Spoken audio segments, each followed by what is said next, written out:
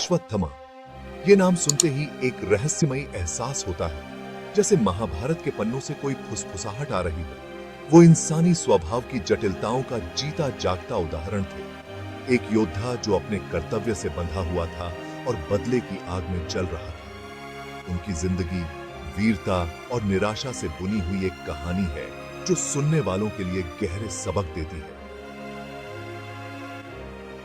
अश्वत्थामा कोई साधारण योद्धा नहीं थे।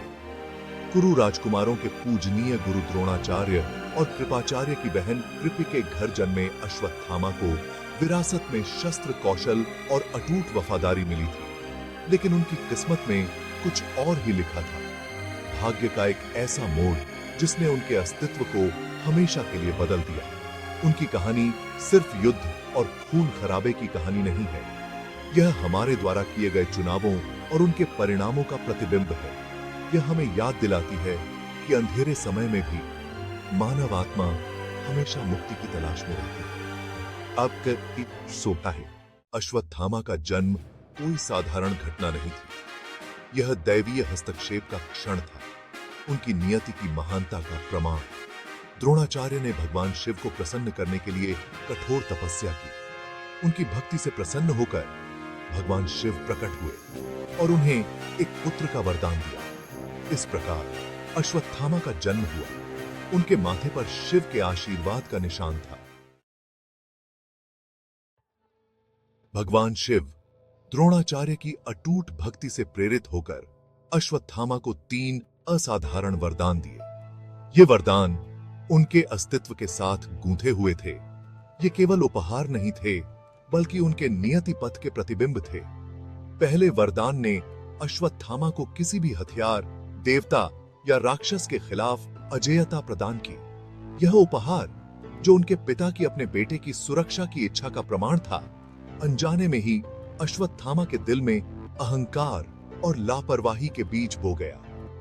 दूसरे वरदान ने उन्हें सभी दिव्य और मानवीय हथियारों का अद्वितीय ज्ञान दिया। यह ज्ञान, जो उन्हें धार्मिकता का रक्षक बनाने के लिए था, क्रोध और निराशा में डूबकर उनके हाथों विनाश का साधन बन गया। तीसरा और सबसे महत्वपूर्ण वरदान दीर्घायु का था, जो उन्हें चिरंजीवी बनाता था। एक अमर प्राणी जो समय के अंत तक धरती पर विचरण करने के लिए नियत था। यह वरदान, जो एक आशीर्वाद के रूप में दिया गया था, एक अभिशाप में बदल गया, क्योंकि उन्होंने अपने कार्यों के परिणामों को देखा। हमेशा के लिए अपने पापों का भार ढोते रहे। अश्वत्थामा को छोटी उम्र से ही युद्ध की कला में प्रशिक्षित किया गया था। उनके पिता द्रोणाचार्य की देखरेख में उनका कौशल निखर गया। उन्होंने विभिन्न हथियारों के इस्तेमाल में महारत हासिल कर ली और एक दुर्जय योद्धा बन गए। उनकी असली ताकत दिव्य हथियारों में उनकी महारत में थी। उनके पास ब्रह्मास्त्र जैसे हथियार चलाने का ज्ञान था, जो अकल्पनीय विनाश करने में सक्षम था। युद्ध के मैदान में उनका कौशल अद्वितीय था। उनके हमले तेज और घातक थे।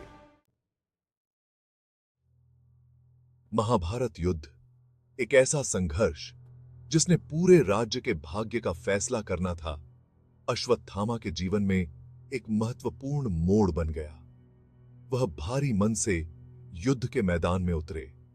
अपने पिता के प्रति वफादारी और कौरवों के ध्येय की धार्मिकता के बारे में बढ़ती बेचैनी के बीच फंसे हुए थे।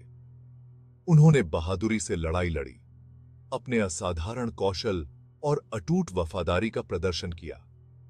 उन्होंने अपने परिजनों की मृत्यु, युद्ध की भयावहता और अपने ही नैतिक पतन को धीरे धीरे होते देखा। पांडवों के हाथों उनके पिता द्रोणाचार्य की मृत्यु ने उनकी आत्मा को झकझोर कर रख दिया और बदले की आग में धकेल दिया। दुख और क्रोध में डूबे अश्वत्थामा ने अपने पिता की मौत का बदला लेने की कसम खाई। उन्होंने पांडवों और उनके वंश को नष्ट करने की कसम खाई। विनाश की एक ऐसी लहर फैला दी जिसने उनकी आत्मा को हमेशा के लिए दागदार कर दिया। कभी नेक योद्धा अपने दर्द से अंधा होकर प्रतिशोध के एक हथियार में बदल गया, जिससे उसकी नियति हमेशा के लिए बदल गई। कुरुक्षेत्र युद्ध के 18वें दिन कौरवों के नेता दुर्योधन का पतन हुआ और पांडवों की स्पष्ट जीत हुई। जैसे ही युद्ध के मैदान पर अंधेरा छा गया, राहत और दुहक की भावना हवा में भारी हो गई। लेकिन अश्वत्थामा के लिए युद्ध अब भी खत्म नहीं हुआ था। अपने पिता की मृत्यु और कौरवों की हार पर दुहक और क्रोध से भरे हुए वह अंधेरे की आड़ में पांडवों के शिविर में घुस गए। वह अब जीत की तलाश में रहने वाला योद्धा नहीं था, बल्कि प्रतिशोध का एक ऐसा साधन था जो अपने दुश्मनों को अकल्पनीय पीड़ा देने के लिए दृढ़ था। बदला लेने की एक भीषण कार्रवाई में उसने पांडवों के सोते हुए पुत्रों की हत्या कर दी। उन्हें उनके पिता समझ लिया। उनके कार्य अंध क्रोध से प्रेरित होकर नैतिकता और सम्मान की सभी सीमाओं को पार कर गए। उन्हें अंधेरे और निराशा के अवतार में बदल दिया। इस नरसंहार की खबर से पांडवों के शिविर में हलचल मच गई। अश्वत्थामा के क्रोध का शिकार हुए अपने मारे गए बेटों को देखकर उनके दिल असहनीय दुहक और रोष से भर गए। अर्जुन ने अश्वत्थामा का सामना किया। एक भयंकर युद्ध छिड़ गया। उसने अपने माथे पर लगे रत्न को निशाना बनाया। कृष्ण ने उसे 3000 साल तक धरती पर भटकने का श्राप दिया। अश्वत्थामा की कहानी अनियंत्रित क्रोध के विनाशकारी परिणामों की एक कठोर याद दिलाती है। उसका क्रोध जो दुख और प्रतिशोध की प्यास से भर गया था, उसे तर्क और नैतिकता से अंधा कर दिया, जिससे वह विनाश के मार्ग पर चल पड़ा। पांडव शिविर में उस भयानक रात को उसके कार्य न्याय की तलाश में रहने वाले योद्धा के नहीं, बल्कि अपने अंदर के राक्षसों द्वारा भस्म किए गए व्यक्ति के थे। उसने अपने क्रोध को अपने कार्यों को निर्देशित करने दिया, जिससे वह एक सम्मानित योद्धा से एक हृदयहीन हत्यारे में बदल गया। उनकी कहानी हमारी भावनाओं को नियंत्रित करने के महत्व पर प्रकाश डालती है, खासकर विपत्ति के समय। यह कि हमें याद दिलाती है कि क्रोध, जबकि एक स्वाभाविक मानवीय भावना है, अगर इसे अनियंत्रित छोड़ दिया जाए तो इसके विनाशकारी परिणाम हो सकते हैं। अश्वत्थामा की अमृता।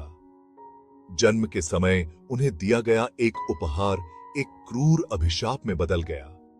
सहस्राब्दियों तक पृथ्वी पर भटकने के लिए अभिशप्त, अपने कार्यों के शारीरिक और भावनात्मक दागों को सहते हुए वह अपनी ही अमृता का कैदी बन गया। वह अपने आसपास की लगातार बदलती दुनिया, सभ्यताओं के उत्थान और पतन को देखने के लिए मजबूर था, जबकि उसका अपना दर्द और अपराध बोध स्थिर रहा। उनकी अमृता, जो कभी शक्ति और दीर्घायु का प्रतीक थी, बोझ बन गई। उनके पापों की निरंतर याद दिलाती रही।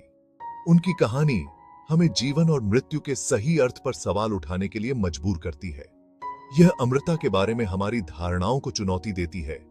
इसे एक वांछनीय लक्ष्य के रूप में नहीं, बल्कि शाश्वत पीड़ा के संभावित स्रोत के रूप में प्रस्तुत करती है।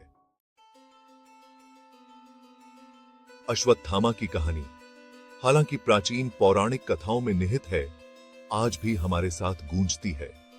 उनकी कहानी अनियंत्रित महत्वाकांक्षा के खतरों, प्रतिशोध की विनाशकारी प्रकृति और मानव स्वभाव की जटिलताओं की एक कालातीत याद दिलाती है। वह एक सतर्क कहानी के रूप में कार्य करता है, जो हमें अपनी भावनाओं को नियंत्रित करने, तर्क और करुणा के साथ कार्य करने और धार्मिकता के जीवन के लिए प्रयास करने का आग्रह करता है। उनकी कहानी हमें अपने जीवन की जांच करने, अपने अंदर के राक्षसों का सामना करने और प्रतिशोध के मार्ग पर क्षमा के मार्ग को चुनने के लिए प्रोत्साहित करती है। अश्वत्थामा की गाथा की गूंज सदियों से गूंज रही है, जो हमें याद दिलाती है कि हमारे द्वारा किए गए विकल्पों के स्थायी परिणाम होते हैं, न केवल हमारे लिए बल्कि आने वाली पीढ़ियों के लिए। उनकी कहानी मिथक और नैतिकता का मिश्रण, आत्मनिरीक्षण और बहस को प्रेरित करती रहती है। यह सुनिश्चित करती है कि अश्वत्थामा की पहेली जीवित रहे।